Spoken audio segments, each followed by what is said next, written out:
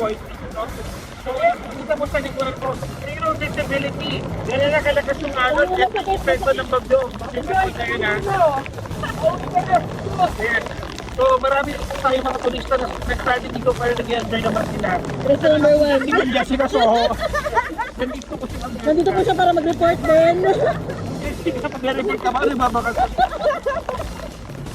2026-2024, dinayos ng bagyo Eto Puerto Galera. Patuloy kami ngayon sa Mangyan Mansion at nakikita mo zero visibility. Kanina nga ay pinuntahan natin ang dagat at malakas ang alon pa rin. Mahirap mag-swimming ang mga tao na isak sa kanila mga hotel. Buti na lang dito sa Mangyan Mansion, meron silang infinity pool. At nag-enjoy pa rin naman ang mga turista. Kasalukuyan natin may mga turista pa rin naman na hindi umalis. Dahil standard nga tayo dito. Tapos na naman po ang stay dito.